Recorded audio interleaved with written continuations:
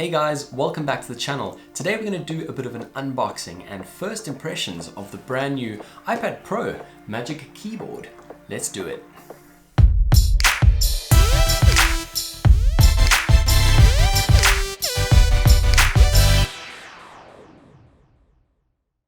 So I've been dying to do this video because I haven't actually opened this box yet. It arrived about a week ago and it's really just been sitting in my drawer. I really wanted to do the full unboxing experience with you guys right here. So I'm really excited to do it. It's completely off the cuff, this video. There's no scripts, none of that kind of thing. First impressions, that's really what it is. So let's dive into it and do the actual unboxing as well. All right, so let's open this bad boy up. Good feeling. Alrighty.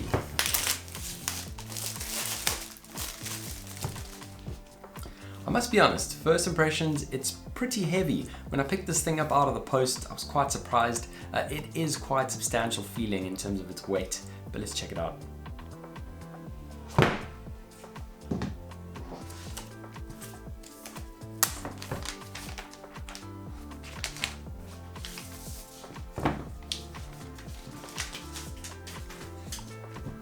Ooh, interesting.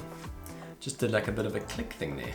All right, so what do you get in the box? Well, obviously you get the Magic Keyboard, the brand new device from Apple, and you get a couple of other things. Let's have a look. So it is really just a few user manuals, nothing really too interesting over there. Mostly you get the device. All right, so like I said, this thing is pretty heavy. I've seen a couple of videos on it already, actually weighing it against the iPad, and as far as I know, it's pretty much a similar weight to the actual unit itself. So this is definitely going to add quite a bit of weight to your carry if this is your daily carry, but obviously it brings a whole load of features that might be worth it. So let's check that out.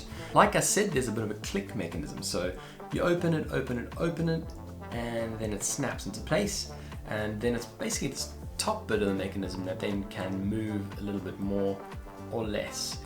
So far it feels pretty well built. The materials look pretty good. And obviously we're going to have to get into the typing experience and trackpad experience as well. But let's actually start off by connecting the iPad to it and see how easy that process actually is. Just clicks into place. Didn't have to do much there. It literally just clicks right in. And so yeah, now I'm actually quite keen to see how much extra space it takes as well. Obviously how much extra it adds onto the profile. This is just the normal smart cover. And this is obviously really, really thin. I mean, it really hardly adds anything. Obviously this is a little bit thicker, adds a little bit more, but still nothing too significant. Obviously, given that you've got a pretty much full-size keyboard in there, not too bad. All right, so the awkward thing here is really opening it, which obviously like a laptop, you open the tray and the monitor is not a heavy unit. This time, however, the monitor is in fact your iPad, which has quite a heavy weight itself. And so it does get a bit clunky opening it, but really not too bad. I've seen quite a few reviewers complain about it. For me, it's really, really not bad at all, actually. You just need to kind of wedge your index finger there at the bottom, and it's quite an easy open. I really don't have any complaints there. So let's open it up. Clicks into place, and then you can start adjusting the tilt, and straight away you can see the backlit keyboard comes on. It looks amazing. Definitely the Apple style backlit keyboard. Straight away I've got access to my trackpad. It's obviously not your big size trackpad, but decent. Not bad at all. Obviously I would probably keep this closer to the edge of the desk than further. I suppose it depends on your style really. Let my hands fall kind of on the side of the desk. That's probably the most comfortable that I would use it if using on a desk. In terms of this tilt, it doesn't go too far beyond that, but the angle that it's at the moment is really perfect from where I'm sitting. So I probably would need more than that.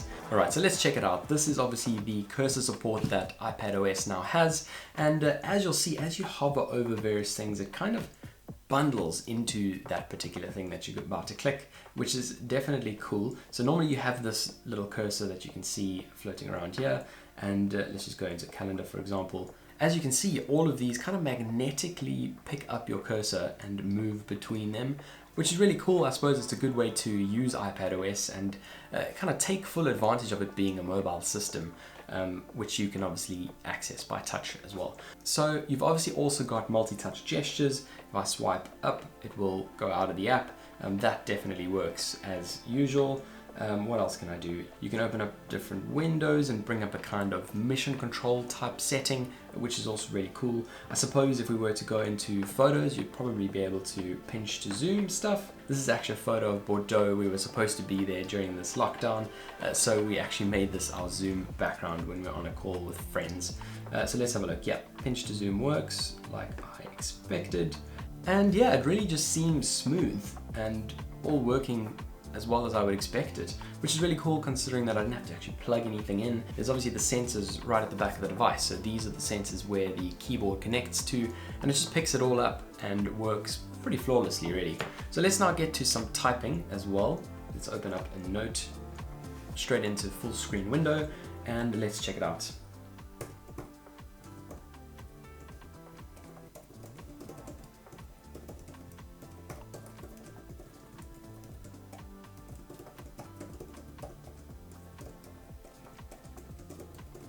So first impressions, I was able to adjust to the size keyboard fairly quickly. Like I said in the beginning, it's almost a full-size keyboard. The 12.9-inch model does come with a full-size keyboard. This is slightly shrunk and I certainly had to adjust, but it's pretty quick to adjust. I definitely don't think it's going to be a big thing for anyone really. In terms of the feel of the keys, there's actually some pretty decent travel there. I certainly wasn't expecting it to be as much as this, and it's certainly not too loud. They make a pretty nice sound.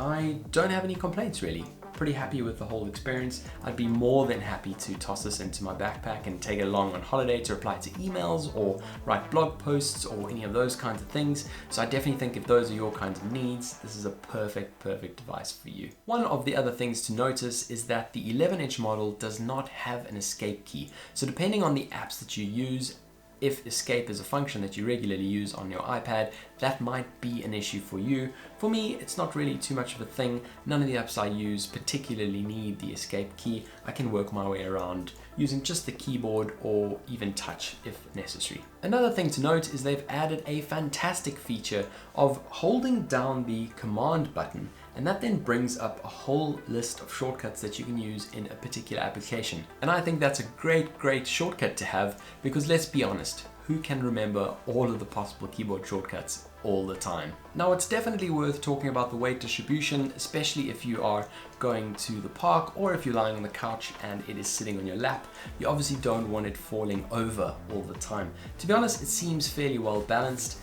I, just at this angle, would probably not use it too much more downward tilted than this. But obviously there's a stage where it falls backwards, and I personally am not going to ever be using it at those kind of angles. In terms of if you're going to be using it pointing upwards, there really isn't much of an issue here, except where it pretty much loses the tilt function because the magnets click into place a little bit earlier than you would want. So if you're using it at pretty hectic angles, I would probably take note of that. But if you're using it in fairly reasonable angles, I don't think you're going to have any issues over here. One of the other things that it has is pass-through charging, which means that you could plug it into this particular port over here, and you can still then use your normal USB-C port over there for peripherals or whatever else you need it. Obviously that's a fantastic feature that they've added. You don't want to have your only one USB-C port being clogged up by power when you could actually use it for other things. And I suppose that just makes it feel a bit more like a laptop in terms of functionality. The fact that you still have an extra port that you can use for a hard drive or, like I said, for other peripherals as well. What it does add though is, I suppose, a little bit of bulk on the side. And to be completely honest, if you are somebody who has an Apple Pencil or uses an Apple Pencil, it really won't add too much in my mind. It is pretty symmetrically balanced, the bulk on the one side plus the Apple Pencil. So I think in terms of design, it's fine, and it won't really be bugging me too much.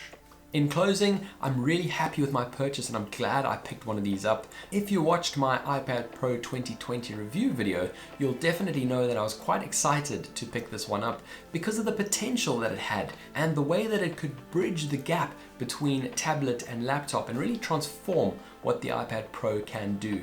In terms of execution, now that I've seen the device and played around a little bit with it, I think it's fantastic. I think Apple has done a really good job here. It doesn't add too much bulk. It is pretty heavy, but not too much. I still think it's quite compelling to throw in a backpack and use as your daily carry. Certainly if you can't take around an actual laptop and want the full benefit of being able to use a tablet as well, I think this has hit the nail on the head. Thanks for watching this video. If it helped at all, please hit the like button below, hit subscribe if you'd like to see more from my channel, and the notification bell as well if you'd like to get notified when I post new videos. See you soon!